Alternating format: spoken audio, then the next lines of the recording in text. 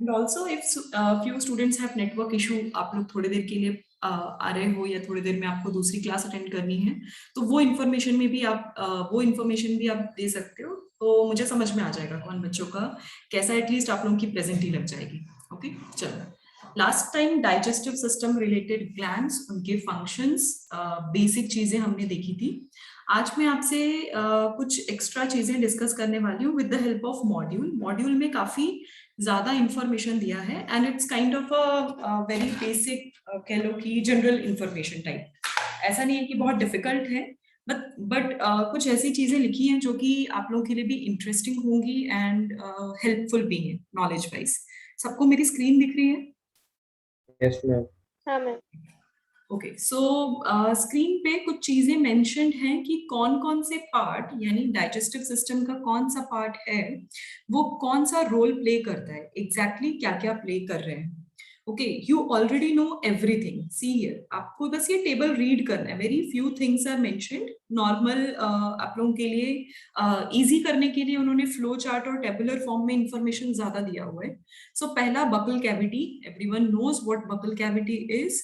तो buccal cavity का काम उन्होंने मेंशन किया है, ingestion and mastication. So basically chewing, swallowing, इन सबसे रिलेटेड सारा वर्क है। देन फेरिंग्स का फंक्शन दिया है, स्वेलोइंग, ईसोफेगस, स्टमक। इस तरीके से सारी की सारी चीजें दी हैं जिनका फंक्शन क्या क्या है, means how they are helping, उनका कौन सा वो रोल प्ले कर रहे हैं। और साथ ही साथ एसोसिएटेड ग्लैंड्स, कौन कौन से मेजर एसोसिएटेड ग्लैंड्स हैं। So 3, salivary, liver and pancreatic. तो उनका ही मेजर फंक्शन है। मेन डाइजेशन में पार्टिसिपेट ही ये 3 करवाते हैं। Okay, then digestion in a nutshell, ये मैंने देखा, एक्चुअली मुझे काफी इंटरेस्टिंग लगा। इसमें सारी के सारे स्टेप्स दिए हुए हैं कि हर एक स्टेप पे एग्जैक्टली कौन सा क्या काम होता है। जैसे फॉर एग्जाम्पल मैं थर्ड स्टेप पे आती हूँ। पहले 2 स्टेप तो आपको पता ही है। ये क्या बोल रहे हैं कि जो एंजाइम, यानी सलाइवरी ग्लैंड में जो एंजाइम्स हैं, टायलिन, सलाइवरी अमाइलेज, ये क्या करेंगे, स्टार्च को कन्वर्ट करेंगे इनटू माल्टोज या disaccharide maltose. So here they have written, मतलब रिएक्शन के फॉर्म में भी उन्होंने मेंशन किया है। देन वो ईसोफेगस में जाएगा खाना, ईसोफेगस से जाके वो स्टमक में जा रहा है। Yes mummy. Okay, students please mute yourself, otherwise class disturb भी होती है। ओके, सो नेक्स्ट इज की food passing through esophagus into the stomach, and then वहां पे क्या, स्टमक में गैस्ट्रिक जूसेस, HCl, ये सारी और अदर एंजाइम्स, ये सब रिलीज हो रहे हैं। ओके, रिलीज होने के बाद they are doing their actions. Major work protein पे होता है, स्टमक पे, that we have already discussed.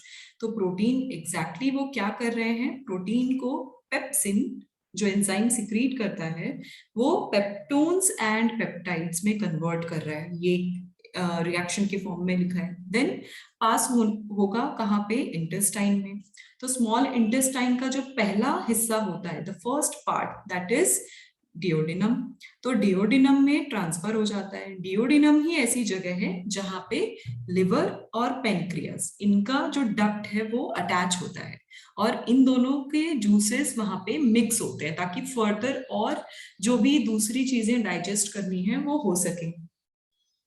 Then उसके बाद यहाँ पे मेंशन्ड है सारी की सारी चीजें की और क्या क्या चीजें इन्वॉल्व है in digestion process, like trypsin, amylase. Pancreatic juice के बारे में बात करें, ट्रिप्सिन, अमाइलेज, लाइपेज, तो वो क्या क्या चीज को डिवाइड करेंगे। जैसे प्रोटीन फाइनली अमाइनो एसिड में बनता है, फैट्स फैटी एसिड्स में बनेंगे, एंड कार्बोहाइड्रेट्स ग्लूकोज में बनते हैं। एक दो चीजें मैं आपको थंब रूल बता दूं रिलेटेड टू डाइजेशन। ये हो गया आपका डाइजेशन इन नटशेल। एक और मुझे इंटरेस्टिंग मिला, this is about the important nutrients. ये आपको रीड करना है आफ्टर, मींस आप लोगों को जब भी एक्स्ट्रा टाइम मिलता है थोड़ा थोड़ा आप लोग रीड करो। मुझे आपको विटामिन और न्यूट्रिशन रिलेटेड एक चार्ट देना था, बट मैंने देखा कि मॉड्यूल में ऑलरेडी चार्ट मेंशन्ड है। सो कोई फायदा नहीं है अननेसेसरी आपको देके। You can do one thing, आप लोग इसका प्रिंट आउट निकाल सकते हो। मैम यस मैम, विटामिन और विटामिन में मतलब डिफरेंस है या दोनों अलग अलग है? सेम है, विटामिन प्रोनाउंसिएशन Okay. अलग है। Vitamins means vital amines, vital means important part, और ये माइक्रो न्यूट्रिएंट्स होते हैं। माइक्रो मतलब जो बहुत ही स्मॉल अमाउंट में रिक्वायर्ड होते हैं, उतना ही सफिशिएंट होता है। तो मैम अगर कंसेंट्रेशन लोगों का नहीं वेरी करता है बस। मैम, लेकिन अगर हमने मतलब कम ले रहे हैं लेकिन मतलब कोई सिम्टम्स नहीं आ रहे, तो फिर मतलब वो बॉडी के हिसाब से फिर अप्रोप्रिएट रहेगा ना? राइट आप इसकी रिक्वायरमेंट ही बहुत थोड़ी होती है। ये नेचुरली भी जो मिलता है किसी भी फूड प्रोडक्ट में, उसमें भी कॉन्सेंट्रेशन इसका कम ही होता है, इसीलिए इसको विटामिन बोलते हैं। वाइटल पार्ट क्या होता है? जो बहुत ही हाईली रिएक्टिव होता है। इसके हाईली रिएक्टिव नेचर होने की वजह से इनका थोड़े अमाउंट में रिक्वायरमेंट है, यानी कुछ भी वेस्ट नहीं होता। जो भी आप फूड खाते हो वो ज्यादा अमाउंट क्यों खाते हो? क्योंकि मेजोरिटी ऑफ द पार्ट जो होता है वो काफी इनर्ट होता है, उसको कन्वर्ट नहीं किया जा सकता। उसमें बहुत ही स्मॉल अमाउंट ही हमारी बॉडी लेती है, बाकी सब एक्सक्रीट आउट कर देती है। It is always with all kind of nutrition. But जैसे कार्बोहाइड्रेट, फैट, प्रोटीन, ये मैक्रो न्यूट्रिएंट है, उनका ज्यादा क्वांटिटी आपको रिक्वायर्ड है, उससे एनर्जी बनती है। विटामिन्स क्या है? वो हेल्प करते हैं हार्मोन्स बनाने में, हेल्प करते हैं एंजाइम बनाने में। Amines, amines eight the and क्या है? अमाइनो एसिड, यानी क्या बनाएगा? प्रोटीन बनाएगा। देख लो, अभी जस्ट पहले हमने इसका रिएक्शन देखा। See this first line, protein two amino acid, यानी प्रोटीन हैवी मॉलिक्यूल है। डाइजेशन का काम क्या है? हैवी मॉलिक्यूल को सिंपलर मॉलिक्यूल में कन्वर्ट करना। तो प्रोटीन को कन्वर्ट कर रहा है अमाइनो एसिड। तो यानी फ्यूचर में कोई भी प्रोटीन रिलेटेड सब्सटेंस अगर बनना होगा, चाहे हार्मोन हो, चाहे एंजाइम हो, या और कोई बायोकैटलिस्ट हो, तो वहां पे अमाइनो एसिड्स को एक साथ क्या करना पड़ेगा? रीअरेंज करना पड़ेगा। तो मैम वो rearrangement, one of the form is vitamin. Yes. Ma'am, लेकिन अगर अमाइनो एसिड से ही सब डिजीज डिसॉल्व हो रहा है, लेकिन मुझे अगर करना ही नहीं है अमाइनो एसिड से, कुछ भी करें लेकिन मतलब अमाइनो एसिड से डिसॉल्व नहीं कराना मेरे को, Mm-hmm. और दूसरे सब्सटेंस से कराना है, तो वो होता है बॉडी में? नहीं, हर चीज प्रोटीन पे डिपेंडेंट है। ओके, यस, नहीं नहीं बच्चे, हर चीज प्रोटीन पे ही होगी, ऐसा कभी नहीं हो सकता कि प्रोटीन इन्वॉल्व ना हो। सारा स्ट्रक्चर, हर चीज का बेसिक जो है वो प्रोटीन है। ऐसा रीजन इसलिए है, at the end nitrogen based compounds are most important, protein उनमें से एक होता है। सो इसीलिए वो सारी चीजें इन्वॉल्व होती है। हमारी बॉडी डिजाइन ही इसी चीज के अराउंड हुई है, इट इज नॉट पॉसिबल। और एनर्जी का काम कार्बोहाइड्रेट, मींस एनर्जी देने का काम कार्बोहाइड्रेट का है। एंड ओवरऑल बॉडी का इंसुलेशन एंड स्टोरेज, जो हमारा गोडाउन है, वो फैटी सब्सटेंस होते हैं। ये रूल है और ऐसे ही है। तो किसी चीज का स्ट्रक्चर जो डेवलप हुआ है ना, that is developed on heavy proteins. हम सबका स्ट्रक्चर जो डेवलप हुआ है, it is based on proteins. उसमें उसको चलाने के लिए जो फ्यूल की रिक्वायरमेंट होती है, that is given by carbohydrates. और इन दोनों के को सिंक्रोनाइज करना प्लस रिक्वायर्ड एनर्जी क्राइसिस के टाइम पे स्टोर करके रखने का काम फैटी एसिड करता है। यही रूल है, और ऐसे ही नॉट ओनली ह्यूमन, हर ऑर्गेनिज्म ऐसे ही वर्क करते हैं। Okay, this is how they are. Yes ऐसा क्यों होता है वो मैं आपको नेक्स्ट बताने वाली थी, बट उससे पहले मैं बस आपको ये इंस्ट्रक्शंस दे रही थी। इसका प्रिंट आउट आप निकाल लो। प्रिंट आउट निकाल के इसको रीड करो। रीड करो मींस सारे विटामिन्स, उनके सिम्टम्स, उनके कौन से फूड सोर्सेस हैं जो इनमें इंपॉर्टेंट है, ये बस डायरेक्ट आपको देखना है और रीड करना है। Majority of the things you already no. एक चीज बता दूं, किसी भी ऑर्गेनिज्म जो नॉन वेजिटेरियन है स्पेशली, जब भी आप लिवर कंज्यूम करते हो, liver has all kind of nutrition. दुनिया के जितने भी न्यूट्रिशन है, स्पेशली विटामिन्स, वो लिवर्स में प्रेजेंट होते हैं। तो और कुछ आए या ना आए, आपको एग्जाम में अगर कुछ भी याद नहीं आ रहा तो लिवर जरूर लिख देना। वहां वो बहुत ही रिच सोर्स है मेजॉरिटी ऑफ द न्यूट्रिशन। तो ये चार्ट जो है ना, ये चार्ट आप इसको रीड करो, रीड करके स्टिक कर दो कहीं पे, और आपके जो भी हाइलाइटर से इंपॉर्टेंट पॉइंट्स है वो हाईलाइट करना, because they are very so many words. सारे वर्ड्स आप रीड नहीं कर सकते, तो सिर्फ इंपॉर्टेंट चीजें हाईलाइट करो, स्टिक करो। एंड कभी भी जब जो भी आपका स्टडी एरिया है, आपका रूम है, या जो भी ऐसा एरिया है जहाँ पे आप सबसे ज्यादा रहते हो, उस एरिया में ये चार्ट रहेगा, तो आप बार बार आपकी नजर जाएगी, तो आप भूलोगे नहीं। Okay, so this is all about digestive system. मैं आपको एक डायग्राम शो करने वाली हूँ related to digestive system. Yes ma'am, सब में ग्रीन वेजिटेबल भी लिख सकते हैं? यस, ग्रीन वेजिटेबल भी है, बट ग्रीन वेजिटेबल में कैसे, not all green vegetables are responsible for all type of nutrition. किसी में कुछ होगा, किसी में कुछ होगा। कोई विटामिन सी नहीं। का अच्छा सोर्स है, कोई विटामिन ए का अच्छा सोर्स है। आप जनरल टर्म ग्रीन वेजिटेबल्स नहीं लिख यस सकते ना, ये एक चीज है। बट लिवर लिख सकते हो, ये चीज कही मैंने, मतलब आपको सेव करने के लिए, आपको याद नहीं आ रहा आंसर तो आपको मार्क्स भी मिल जाए और आपका आंसर गलत भी नहीं है और आपने पढ़ा भी नहीं है, उस सिचुएशन में आपको सेव करने के लिए मैं आंसर दे रही हूँ। ओके, सो दिस इज, सबको स्क्रीन दिख रहा है? This is the normal Yes, diagram ma'am. जो हमारे डाइजेस्टिव सिस्टम का है। एवरीवन नोस, ये कोई अब नई बात नहीं रही, मैं नई चीज नहीं बता रही हूँ, मैं बस आपको एक कॉमन ये पॉइंट बता रही हूँ। सी ये जो स्ट्रक्चर है जहां पे एरो मूव कर रहा है, this is the duodenum part, जो बार बार जहां पे डिओडिनम की बात कही जा रही है वो पार्ट है। यही वो रीजन है। अभी ये लिवर के नीचे गॉल ब्लैडर है, ठीक है? वो गॉल ब्लैडर का डक्ट आप देखो, उसी के नीचे से आ रहा है, मींस स्टमक के पीछे से एक डक्ट बना हुआ है, और एक पेनक्रिया का भी डक्ट है। ये दोनों ही जूसेस यहाँ इस डिओडिनम में रिलीज होते हैं। मुझे बस आपको ये कॉन्सेप्ट दिखाना था कि ये कैसे, कहाँ पे, किस पोजीशन पे रिलीज हो रहे हैं। अदरवाइज क्या होता है, कंफ्यूजन रहता है कि एग्जैक्टली इनका लोकेशन क्या है। So this is how they are going through, यानी लिवर का डक्ट जो बाइल डक्ट से निकल के आ रहा है प्लस पेनक्रियाटिक डक्ट, ये क्या करेंगे, एक जगह फ्यूज हो जाएंगे, ये जंक्शन पॉइंट है, और रिलीज होंगे कहाँ पे, डिओडिनम में। ओके, ये है then duodenum, jejunum and ileum. ये जो स्मॉल इंटेस्टाइन का अपर रीजन है, ये वाला जो अपर लाइन है दैट इज जेजुनम, और जो उसके नीचे की लाइन होती है दैट इज इलियम। ये तीन स्ट्रक्चर, तीन पार्ट्स होते हैं स्मॉल इंटेस्टाइन को कवर करते हैं, मींस उनकी बेसिक लेबलिंग।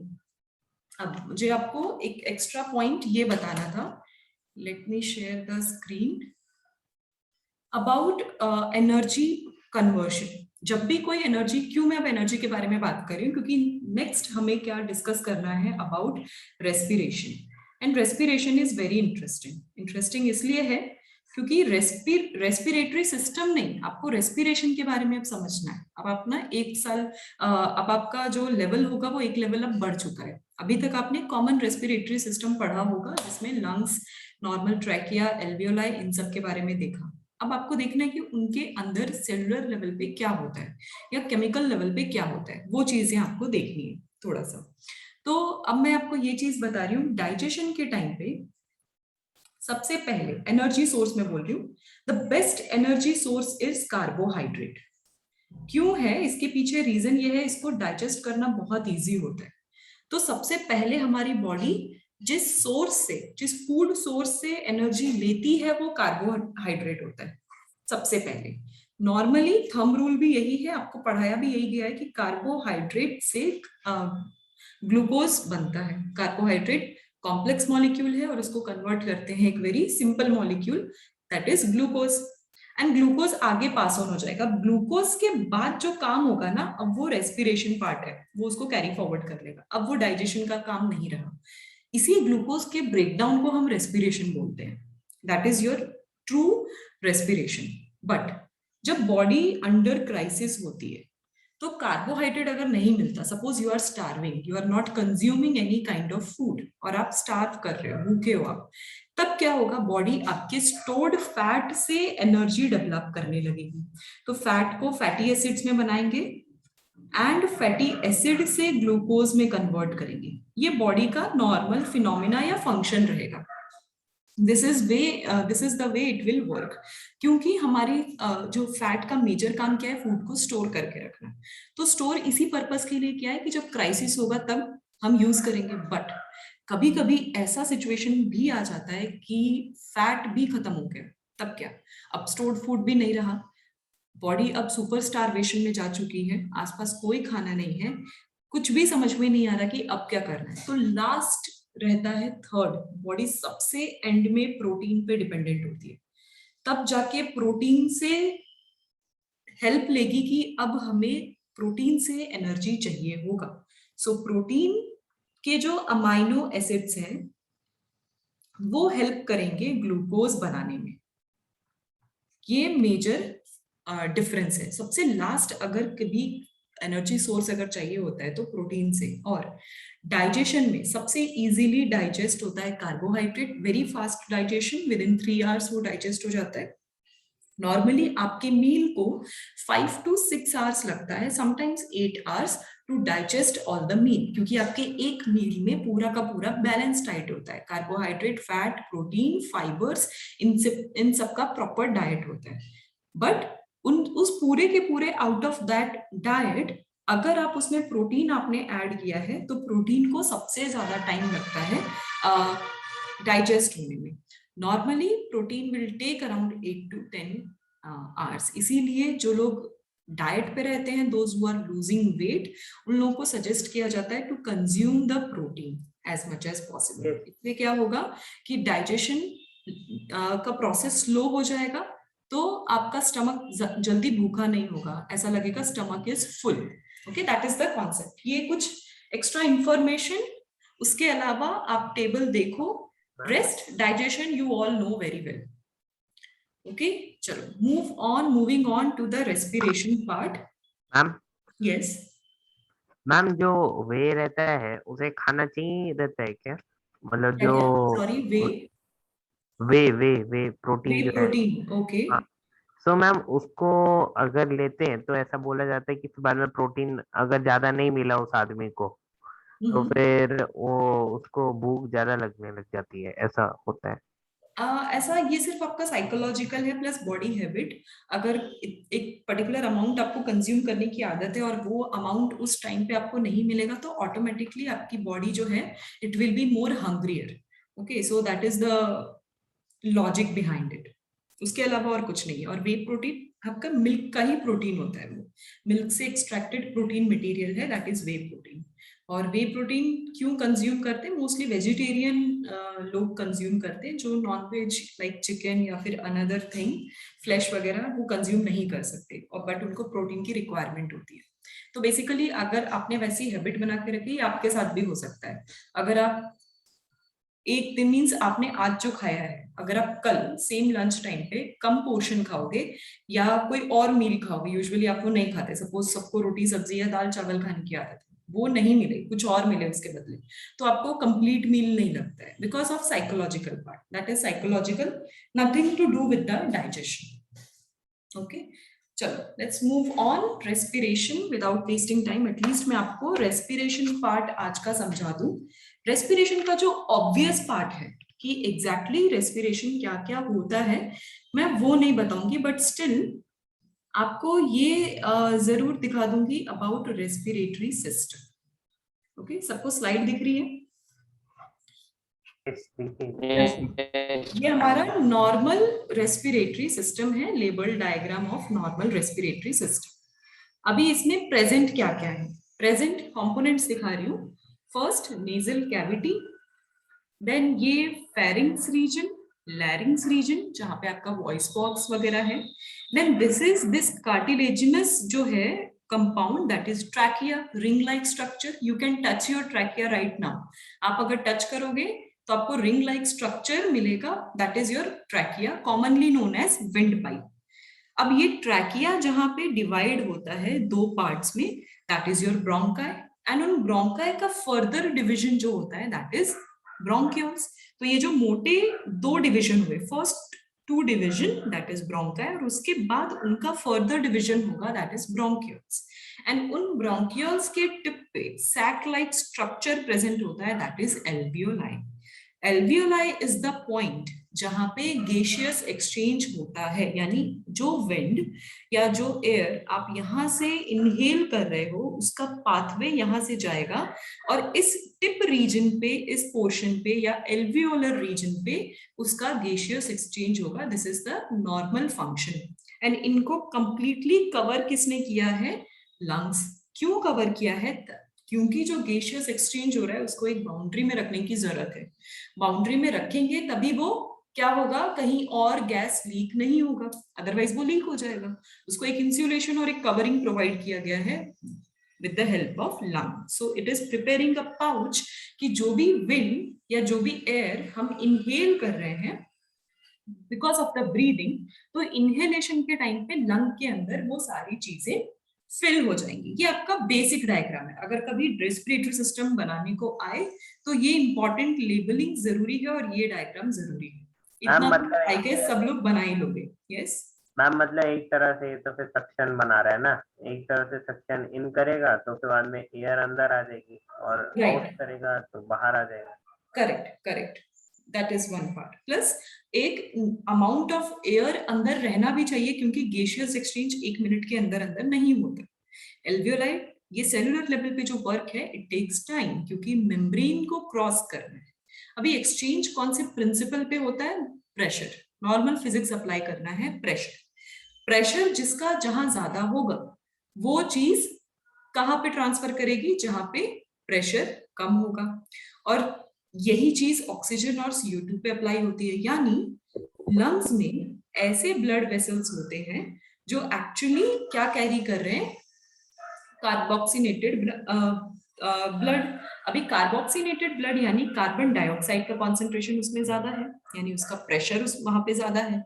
तो वो कहाँ पे चला जाएगा? वो आ जाएगा आपके ब्रोंकियोल्स में या ब्रोंकाई में।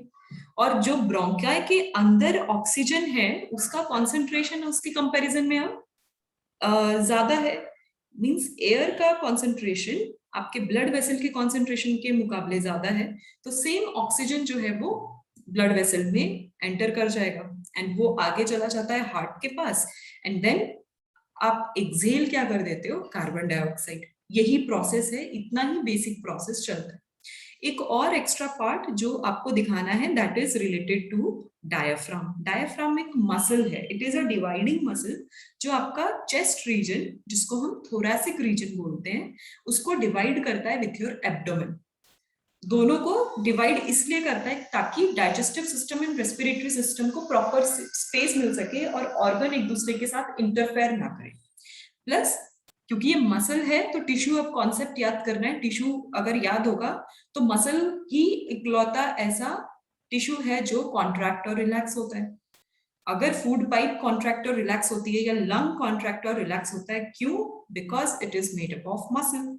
सिमिलरली डायफ्राम भी वही है। तो जैसे जैसे लंग्स अपना एक्टिविटी स्विच करता है उसी की तरह, उसी के अकॉर्डिंग डायफ्राम भी काम करता है। सपोज अगर लंग कॉन्ट्रैक्ट हो गया, इमेजिन दिस एरिया, ये कॉन्ट्रैक्ट हो गया यानी आप एक्सेल कर रहे हो। एक्सेल कर रहे हो यानी हवा पूरी बाहर निकाल रहे हो। तो डायफ्राम को ज्यादा जगह मिल गई ना, तो वो क्या होगा? पूरा का पूरा फैल जाएगा। और अगर वो फैलेगा तो लंग को भी सपोर्ट मिलेगा कि अच्छा और ज्यादा एक्सेल कर ले। और जैसे ही इनहेल करते हैं तो लंग क्या हो जाता है? फूल जाता है, उसकी कैपेसिटी बढ़ जाती है, वो कंप्लीटली फिल्ड विथ एयर। तो डायफ्राम क्या हो जाएगा? फिर से कॉन्ट्रैक्ट हो जाएगा ताकि वो उसे जगह दे सके फूलने के लिए या प्रॉपर स्पेस दे सके। सो this is how your respiratory system is working in coordination. ये हो गया, मैंने आपको बता दिया नॉर्मल ब्रीदिंग प्रोसेस। ये जी ब्रीदिंग मैम। प्रोसेस है। यस। मैम ये लंग क्या फ्लोटेड रहता है या फिर कहीं चिपका रहेगा? क्योंकि मतलब अगर सपोर्ट ही नहीं रहा तो फिर ये तो नहीं डिसबैलेंस। बच्चे, मसल्स इसको कंप्लीटली आप फ्लोटेड इन द सेंस, ये इसके आसपास, लंग के आसपास आपके नॉर्मल मसल्स है ना, आपका रिब केज है, रिब केज उसको प्रोटेक्ट कर रहा है उससे लंग चिपका को। हुआ है मतलब फिर ये। हाँ दैट इज ऑब्वियसली। और आपके लंग और रिब के बीच में डिफरेंट मसल्स हैं जो उनको कंप्लीटली सपोर्ट देते हैं। कुशन लाइक स्ट्रक्चर या फिर पैडिंग स्ट्रक्चर, पैडिंग इफेक्ट ये देते ही हैं। आपका कोई भी बॉडी का ऑर्गन ऐसे हैंगिंग या सस्पेंडेड नहीं होता। How it is possible? कैसे वो हैंग होगा? सिर्फ इसके बेसिस पे तो नहीं होगा ना। It is heavy, this area is heavy. Yes जैसे मैम। जैसे आप नेजल कैविटी से नीचे जा रहे हो वैसे वैसे कार्टिलेजेस एंड मसल्स इकट्ठे हो रहे हैं। तो वो हैवी नेचर होने की वजह से उनको सपोर्ट, वैसा वाला सपोर्ट मिलना जरूरी है। सो रिब केज प्लस रिब के साथ साथ अटैच्ड कुछ कार्टिलेजेस और मसल्स पूरे के पूरे लंग को सपोर्ट देते हैं वैसे। तो वो उसी तरीके से अलाइन रहते हैं। प्लस लंग के जस्ट पीछे आपका वर्टिब्रा आ जाता है। और वर्टिब्रा जो है वो क्या करता है, क्या बोलते हैं कि उनके बीच में भी एक मसल का लेयर होता है, तभी डिवाइड हो पाते हैं हमारे ऑर्गन्स के बीच में। वैसा स्पेस देना जरूरी है। और उनके क्या बोलते हैं कि उनके जो वर्क है उनको डिस्टिंक्ट करने के लिए मेम्ब्रेन जरूरी है, और ऐसा रहता है, डोंट वरी। तो वो कैसा है कि आपके जो मसल्स हैं उनको, एक्सटर्नल जो मसल्स हैं आउटसाइड द लंग्स, वो उसको हैंडल करके रखते हैं या फिर अटैच करवा के रखते हैं। This is how it works. Okay, so this is what I told about the breathing part. आपकी ह्यूमन रेस्पिरेटरी सिस्टम का ब्रीदिंग पार्ट मैंने आपको बता दिया कि एग्जैक्टली क्या क्या हो रहा है। अब आपको बताना है कि एग्जैक्टली रेस्पिरेशन का मीनिंग क्या है। एज आई सेड, रेस्पिरेशन का मेजर काम क्या है, वो जो ग्लूकोज लास्ट डाइजेशन सिस्टम ने जो काम किया था, या डाइजेस्टिव सिस्टम का जो लास्ट पेंडिंग वर्क था, दैट इज ग्लूकोज बना के देना। तो अब वो ग्लूकोज का क्या करना है, ग्लूकोज से फाइनल हमें एनर्जी लेनी। तो वो जो energy plus respiratory system oxygen लाने का काम कर रहा है, वो कह रहा है कि ठीक है आप न्यूट्रिशन को संभालो, फटाफट ग्लूकोज बनाओ, तब तक मैं ऑक्सीजन लेकर आता हूँ। ये रेस्पिरेटरी सिस्टम कहते हैं। अभी रेस्पिरेटरी सिस्टम जैसे ऑक्सीजन लाएगा, तब क्या होगा, दैट ऑक्सीजन प्लस ग्लूकोज मिलके एनर्जी मॉलिक्यूल्स क्रिएट करते हैं, जनरेट करते हैं, उसको वो केमिकल रिएक्शन हो गया। ये चीज कहाँ होती है, ईच एंड एवरी सेल पे। आपके जितने भी बॉडी के सेल्स हैं, वो each and every cellular level पे ये रिएक्शन होता है, दैट इज ऑफ रेस्पिरेशन। और एग्जैक्टली ये कहाँ होता है, साइटोप्लाज्मा में तो होता ही है, मेजर वर्क आपके बॉडी के माइटोकॉन्ड्रिया में होता है। That is one of the important point, ये चीज आप लोग लिख ही लेना कहीं पे। बट उससे पहले आपको पाथवे की नॉर्मल पाथवे कैसे चलता है, ये जो येलो कलर का लाइन दिख रहा है, this is your pathway of air, breathing pathway की एग्जैक्टली कहाँ से कहाँ पे जा रहा है। I think you all understood this one. ये तो बहुत ज्यादा इजी है कि कहाँ पे क्या हो रहा है, बट इनके फंक्शन से रिलेटेड कुछ चीजें, ट्रैकिया तो चलो हो गया, क्या बोलते हैं कि बेसिकली विंड पाइप है, वो विंड को कैरी करेगा, ट्रांसफर करेगा, ये कॉमन हो गया। यस मैम, एक जस्ट इसमें पूछना था कि जब कोई आदमी लाउड म्यूजिक सुनता है लाउड स्पीकर के सामने, तो मतलब उसको अपना चेस्ट वाइब्रेशन मतलब कोई फील होता है, मतलब बहुत पास में उसके जा रहा है, बहुत बड़ा स्पीकर के पास में जब जा रहा है वो, तो फिर वो मतलब उसके चेस्ट वाइब्रेट करने लग जाते हैं, तो वो क्यों करते हैं? बिकॉज साउंड वेव्स पास होता है ना, one part two another part. तो मैम वो अफेक्ट करेगा क्या इधर लंग्स पे, नहीं, मतलब puncture?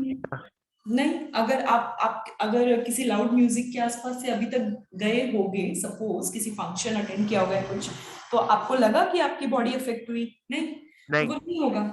Okay, it never affects. हाँ, आप थोड़ी देर के लिए, body is made up of solid substance, तो वो वाइब्रेट जरूर होगा, that is different, completely different point हो गया, but it is not going to affect it. इतना आसान नहीं है किसी चीज को इतना इजीली डैमेज करना।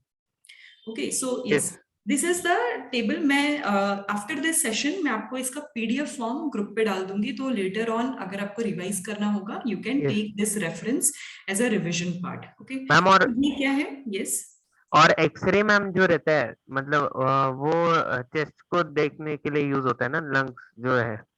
एक्सरे बच्चे बॉडी के किसी भी पार्ट को देखने के लिए यूज होता है, जहाँ पे आपको पेनिट्रेट करवा के इंटरनल ऑर्गन देखना हो, not only chest, any of the body part, क्योंकि एक्सरेज पेनिट्रेट कर सकते हैं इसलिए।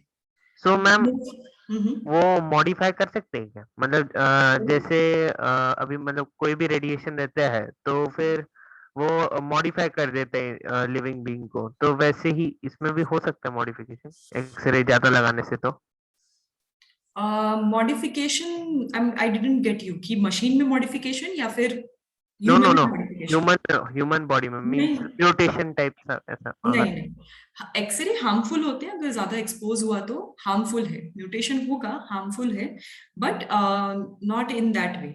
अगर एक या दो बार करने से कोई ये नहीं होगा, प्रॉब्लम नहीं होगा। ओके, लेट मी हैंडल सम चैट क्वेश्चन, बच्चों ने चैट में भी क्वेश्चंस पूछे हैं। Krish is asking, fat takes longer time as compared to protein, right? Acha, I think we have already discussed this point. Okay, Sanchita is asking, can we say that respiration process takes place in alveoli? Gaseous exchange process takes place in alveoli, जैसा कि हमने अभी discuss किया, not the respiration. Respiration आपके cellular level पे हो रहा है। ये जो टेबल है, that table is आपके each and every respiratory organ, उसका स्ट्रक्चर एग्जैक्टली कैसा है, क्या कहाँ पे प्रेजेंट है, प्लस उसका फंक्शन क्या है। फंक्शन अभी मैंने with the help of diagram आपको बताया है, बट उससे पहले मुझे कुछ इंपॉर्टेंट चीजें, कुछ नए पॉइंट्स आप लोगों को बताने हैं जो कि इंपॉर्टेंट है इन रेस्पिरेशन। बेसिकली रेस्पिरेशन क्या है आपका, ओवरऑल कैटालिटिक प्रोसेस हम बोल सकते हैं, catalytic process in the sense various things are helping, बहुत सारे बायोमोलिक्यूल्स जो हैं वो हेल्प कर रहे हैं, इसीलिए इसको कैटालिटिक बोल सकते हैं। और ये इनिशिएट होता क्यों है? Because of the gaseous exchange. जब तक गैसियस एक्सचेंज नहीं होगा तब तक ये चीज इनिशिएट भी नहीं हो सकती। क्यों? क्योंकि ऑक्सीजन इज रिक्वायर्ड। बट अभी एक इसमें ट्विस्ट है। ट्विस्ट क्या है? नॉट नेसेसरी कि रेस्पिरेशन ऑक्सीजन के प्रेजेंस में भी हो। बहुत सारे ऐसे ऑर्गेनिजम्स हैं जिन्होंने सरवाइव करना सीख लिया है विदाउट प्रेजेंस ऑफ ऑक्सीजन। मतलब मे बी उन्हें किसी और गैसियस की रिक्वायरमेंट है बट ऑक्सीजन की रिक्वायरमेंट नहीं है फॉर एनर्जी प्रोडक्शन। पहली चीज, जहां भी रेस्पिरेशन वर्ड है तो ब्रीदिंग मत ध्यान में रखना, रेस्पिरेशन में आपको ये ध्यान रखना है एनर्जी प्रोडक्शन। आपकी इमेजिनेशन पे सब कुछ डिपेंड करता है। सो कभी भी रेस्पिरेशन के बारे में कोई बात आ रही है तो आपको एनर्जी प्रोडक्शन लिंक लगाना है, ना कि ब्रीदिंग। हम हमेशा रेस्पिरेशन में ब्रीदिंग के बारे में सोचते हैं और ब्रीदिंग के हिसाब से आप सिर्फ और सिर्फ ऑक्सीजन और कार्बन डाइऑक्साइड पे फोकस करते हैं। तो आज क्या है, रेस्पिरेशन यानी पर्टिकुलर ऑर्गेनिज्म का एनर्जी प्रोडक्शन दो तरीके से होता है। एज आई सेड, कुछ ऑर्गेनिजम्स ने विदाउट गैसेस भी रहना सीख लिया। तो जो एक्चुअली जिनको एयर की रिक्वायरमेंट होती है उसको हम बोल देंगे एरोबिक रेस्पिरेशन।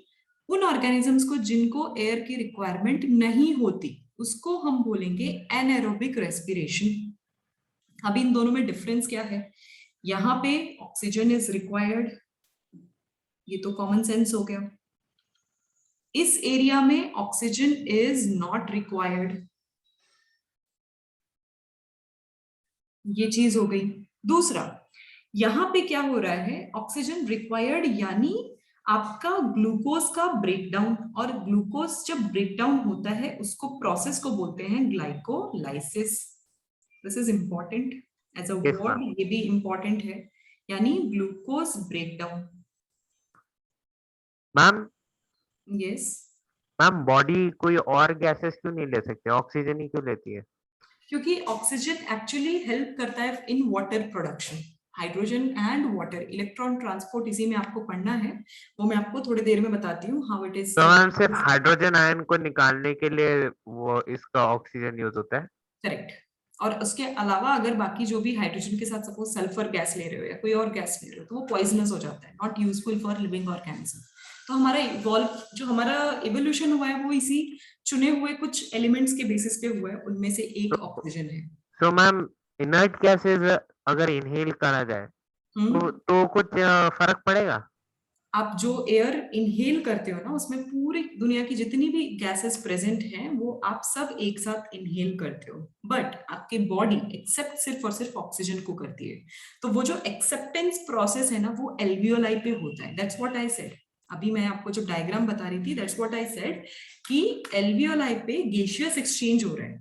तो यानी आपका नॉस्ट्रल डिटेक्ट नहीं करता ऑक्सीजन, एल्वियोलाई गैसियस एक्सचेंज करवाता है। इट मींस कि जब आप ब्रीदिंग करते हो आप पूरा का पूरा एयर ब्रीथ करते हो, तो उस एयर में इनर्ट गैस भी है, कार्बन डाइऑक्साइड भी है, नाइट्रोजन भी है, ऑक्सीजन भी है, और अगर कोई और गैसेस भी होंगे तो वो भी आप इनहेल कर लोगे, बट आपकी बॉडी सिर्फ और सिर्फ ऑक्सीजन एक्सेप्ट करेगी। यस मैम, बट मतलब मेरा ये कहने का मतलब था कि अगर हमने लंग्स के अंदर फोर्सफुली मतलब कोई गैस डाल दी तो फिर लंग्स पे क्या इफेक्ट हो सकता है, मतलब जैसे अभी इनर्ट। अगर ऑक्सीजन नहीं मिलेगा तो फिर मर जाएंगे ना।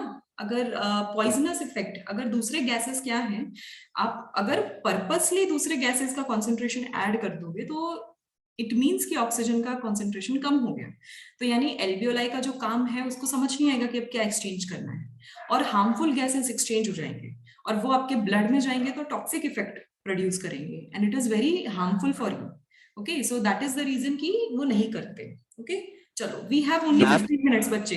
यस, फिर हीमोग्लोबिन को कार्बन डाइऑक्साइड के लिए ज्यादा एफिनिटी क्यों होती है? उसकी एफिनिटी इसलिए ज्यादा होती है, कार्बन डाइऑक्साइड के लिए नहीं होती है, कार्बन मोनोऑक्साइड के लिए होती है। एक्चुअली इसलिए ज्यादा एफिनिटी होती है because of the chemical nature. उनका जो भी इलेक्ट्रॉन, जो आपने पढ़ा होगा अबाउट एटम, उनके ऑर्बिट और ऑर्बिटल में नंबर ऑफ इलेक्ट्रॉन्स कितने प्रेजेंट है कितने नहीं है, उसके बेसिस पे किसी भी केमिकल की एफिनिटी बढ़ती है या कम होती है। जो जितना about to stabilise means stabilisation condition के नजदीक होगा बिल्कुल, तो वो क्या करेगा, वो जल्दी से जल्दी किसी न किसी के साथ रिएक्ट होके स्टेबलाइज होना पसंद करेगा। दैट इज द रीजन कि कार्बन मोनोऑक्साइड या कार्बन डाइऑक्साइड ये ज्यादा जल्दी बाइंड हो जाते हैं। ये एफिनिटी उस चीज के पीछे उसका रीजन ये है, only the chemical nature of the substance. O2 क्या है, ऑक्सीजन जो है वो ऑलरेडी स्टेबल कंपाउंड है, यानी O2 is comparatively a stable compound. तो इसीलिए हीमोग्लोबिन क्या कर रहा है, उसको ट्राई करता है ज्यादा से ज्यादा ऑक्सीजन कैरी करके वहां ले जा सके, सेल्स तक वो ड्रॉप कर सके, ये उनका मेजर फंक्शन होता है। बट बाकी जो केमिकल्स है यानी कार्बन डाइऑक्साइड, उसका काम सेल तक ले जाना नहीं है, उसका काम है बॉडी से बाहर एक्सक्रीट आउट करवाना है।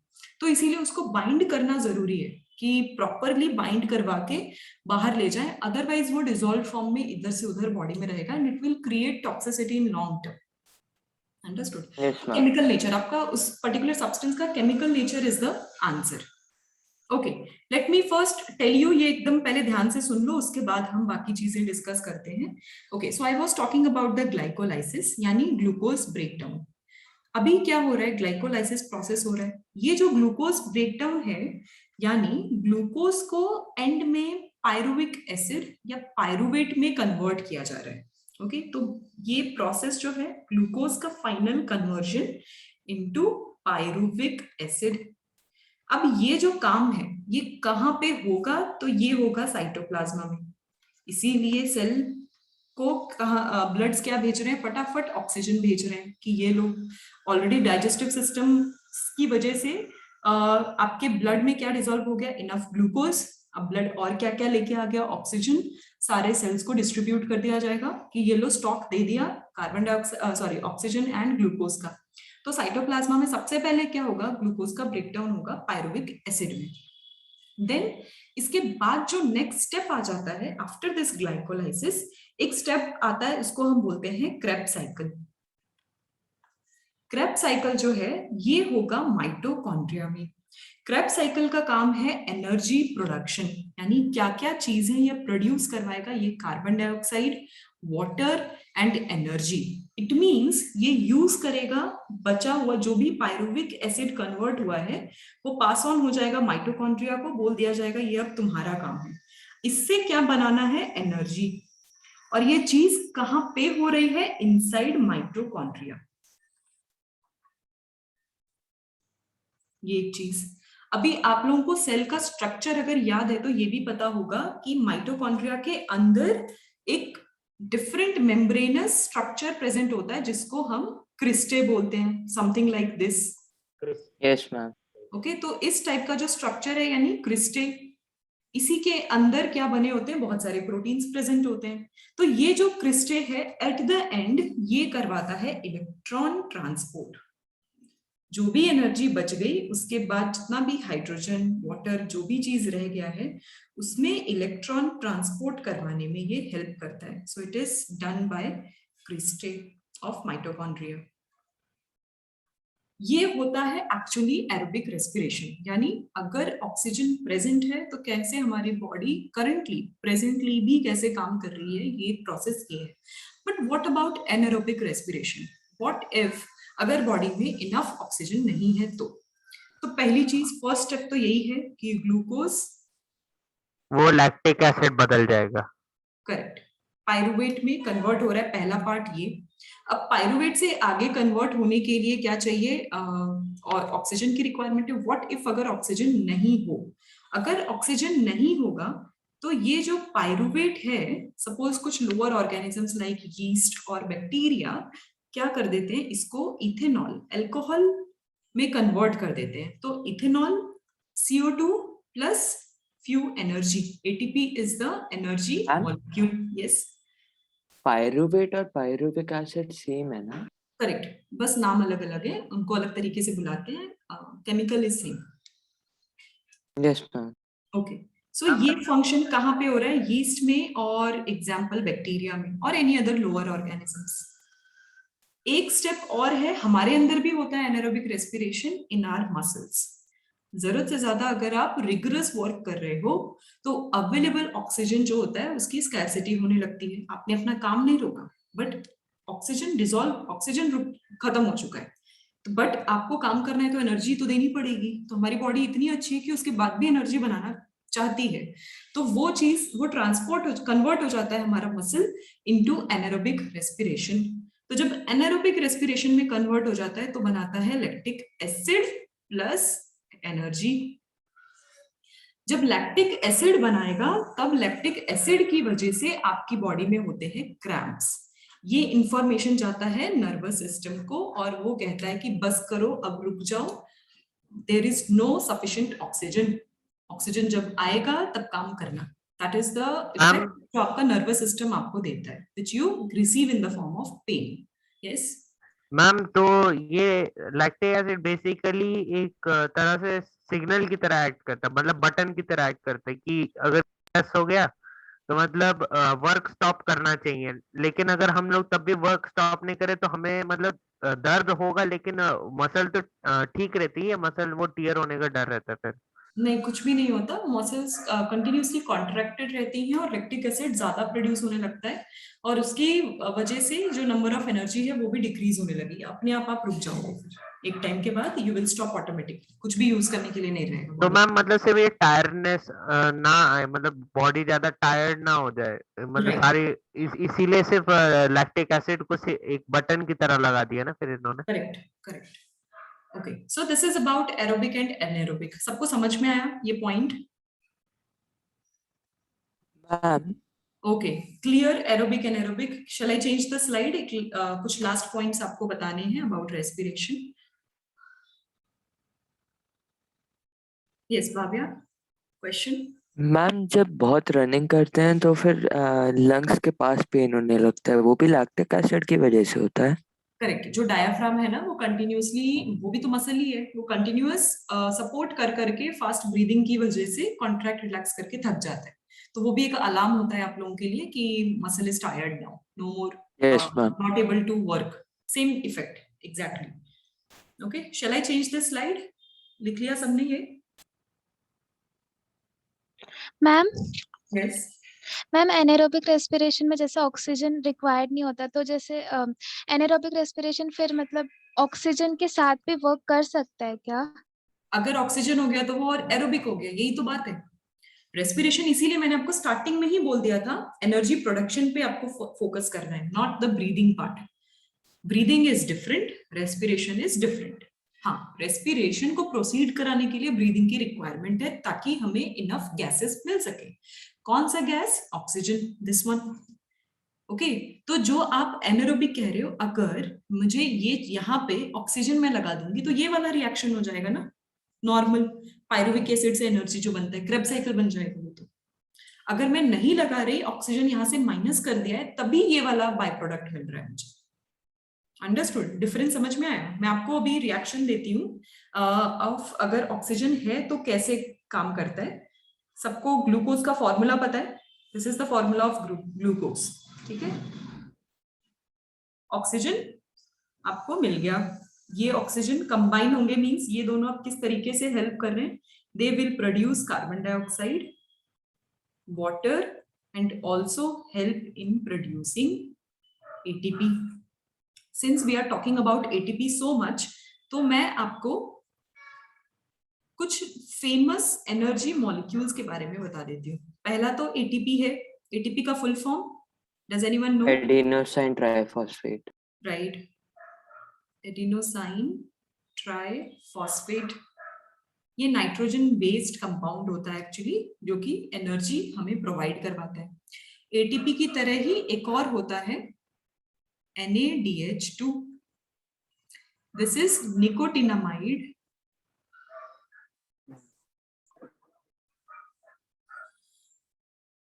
Nicotinamide dinucleotide. This is also important. NADH2 भी one of the energy molecule है। Then FADH2 यानी flavin adenine dinucleotide. Flavin, adenine, dinucleotide, ये एनर्जी मॉलिक्यूल्स हैं. इट मींस आपकी बॉडी में आप जो भी काम करते हो, जितनी भी एनर्जी यूज होती है, that is done by ATP famously, और NADH2 और FADH2. ये 3 इंपॉर्टेंट मॉलिक्यूल्स हैं जो आपको ध्यान में रखना है, आपके सिलेबस में भी है और आपको पढ़ना भी है. ओके, तो ये हो गया आपका फेमस एरोबिक रेस्पिरेशन का फॉर्मूला. अगर कोई पूछे एग्जाम में एरोबिक रेस्पिरेशन का फॉर्मूला बताओ, तो ये ध्यान में रखना है और यही फॉर्मूला लिखना है. एक ग्लूकोज के साथ 6 ऑक्सीजन मॉलिक्यूल की रिक्वायरमेंट होती है, ये आपको ध्यान देना है. और 6 कार्बन डाइऑक्साइड भी रहेगा, 6 वाटर भी रहेगा, and 38 ATP. That is important point. इतना होने के बाद, यानी ये रेस्पिरेशन तो हो गया, देन आपको गैसियस एक्सचेंज के बारे में बता दिया है. बट प्लांट्स में भी गैसियस एक्सचेंज होता है. आई एम श्योर आप लोगों को प्लांट रेस्पिरेशन के बारे में इतना डिस्कस नहीं किया गया होगा, आई गेस, और किया हुआ है ऑलरेडी. यस और नो? अगर नहीं किया है, then I am telling you about plant gaseous exchange. पहली चीज, प्लांट के हर पार्ट्स में गैसियस एक्सचेंज होता है. So all parts are involved. पहली चीज ये. वो पार्ट कौन कौन से हैं? प्लांट का बहुत ही छोटा पार्ट है, तो मैं यहीं पे इतना ही बताऊंगी आपको, ज्यादा नहीं. Root. So root hairs are involved. इनके लेवल पे गैसियस एक्सचेंज होता है. अगर स्टेम है, सपोज स्टेम पार्टिसिपेट कर रहा है, तो लेंटिसेल्स आर इन्वॉल्व्ड. ये इंपॉर्टेंट है. अगर लीफ पार्टिसिपेट करता है, तो स्टोमेटा, ये तो स्टोमेटा आपको पता ही है. स्टोमेटा इस तरीके से स्ट्रक्चर होता है, kidney bean like structure. Guard cells होते हैं. ये गार्ड सेल्स ओपन या क्लोज होते हैं depending upon the situation. So these 3 are the important thing जो गैसियस, प्लांट गैसियस एक्सचेंज में हेल्प करते हैं. मैम आप लोगों को प्लांट लाइफ प्रोसेस में ये बात नहीं बताई है, तो ये अब यहाँ पे ध्यान रखो. यस मैम, एक इसमें जस्ट बात पूछनी है.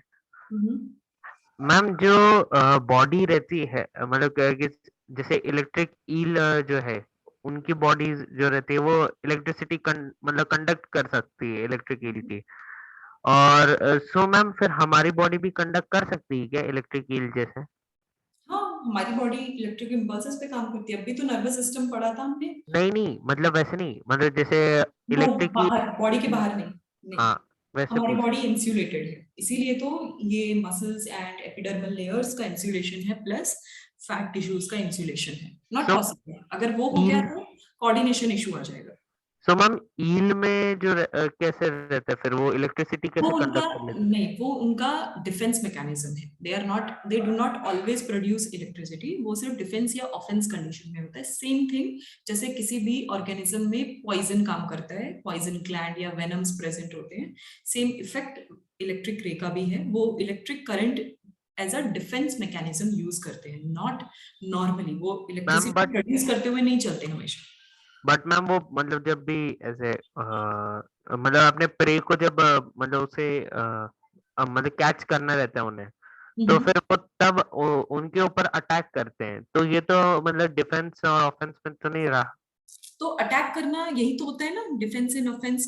देन उन्हें अगर अपना प्रे कैच करना हुआ या फिर कुछ भी, मींस समथिंग जो उनके सर्वाइवल के लिए इंपॉर्टेंट है. Normally if they are doing their normal work, like अपने suppose they are hanging out with their friends, तब नहीं करेंगे वो, हमेशा नहीं करेंगे. ओके, सो सिर्फ it's same thing like a venom जो बाकी ऑर्गेनिजम्स यूज करते हैं वैसे. Okay, there is one question Sharvin का.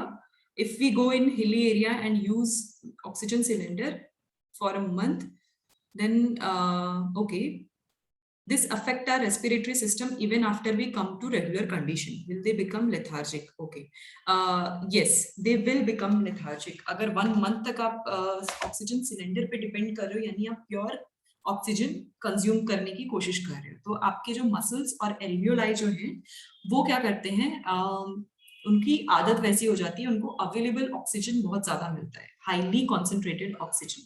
तो अगर ऐसा मिल रहा है और आप नॉर्मल कंडीशन में आ गए, यानी ऑफ द सिलेंडर, अगर आप नॉर्मल एयर से अब ब्रीथ करने लग गए, तो अब एयर से ब्रीथ करोगे तो it become difficult for your lung to take the gases. Okay, but ma'am pure oxygen थोड़ी ना इनहेल कराते हैं, उसमें कार्बन. राइट, प्योर ऑक्सीजन नहीं रहता है बट ऑक्सीजन का कॉन्सेंट्रेशन हाई रहता है.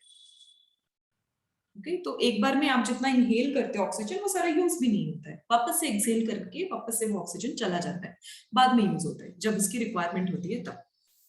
इस तरीके से सारा चीज वर्क करता है.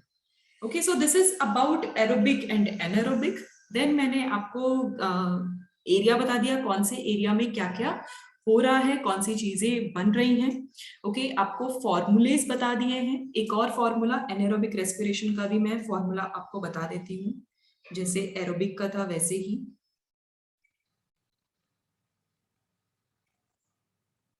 बिकॉज हम लोगों के पास टाइम कम है, हमें पढ़ना उतना ही ज्यादा है.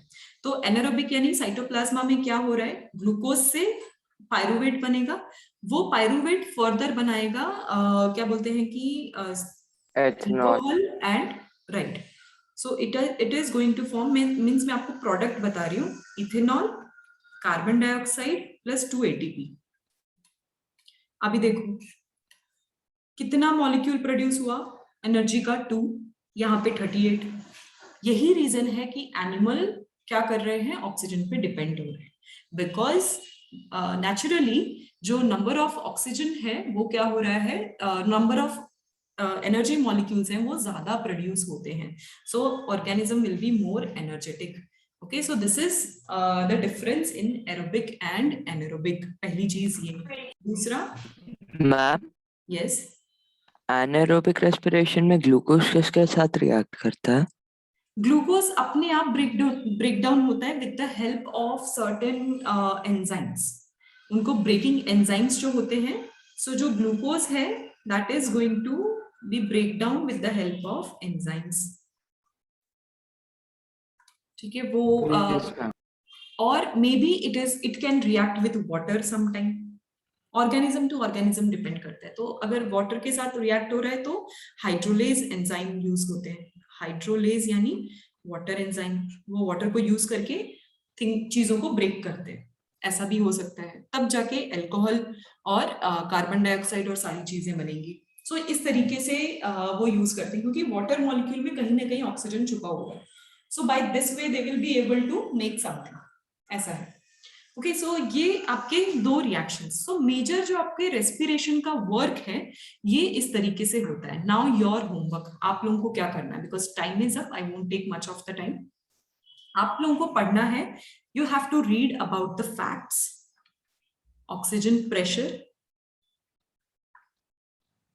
कार्बन डाइऑक्साइड प्रेशर, जो मैंने अब तक बताया उसके बारे में रीड करो. रीड अबाउट गैसियस एक्सचेंज, यानी आज मैंने आपको जो भी बताया अबाउट गैसियस एक्सचेंज ही बताया है.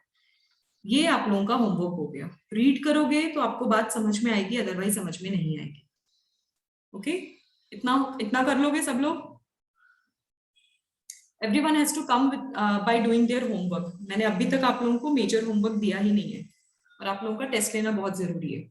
ओके, सो ये चैप्टर अगर हो गया तो control and coordination and life process हम दोनों मिला के उसका टेस्ट लेंगे. Then we will be left with reproduction. Will see, हमें जैसे जैसे टाइम मिलेगा हम रिप्रोडक्शन भी प्रोसीड करेंगे. बट ये वीक मुझे आपका लाइफ प्रोसेस खत्म करना है anyhow. So that's why week में अगर मैं एक एक्स्ट्रा क्लास लेना चाह रही हूँ तो सब कर लोगे? क्लास के लिए अग्री कर रहे हो? Yes, ma'am. ओके, सो डेट बता सकते हो? मे बी वेडनेसडे थर्सडे कोई मिड डे ही होगा. आप लोगों को ध्यान में रखते हुए, मींस कैसा टाइम रखूं? Evening time is okay? Ma'am please Friday को लोगे क्या?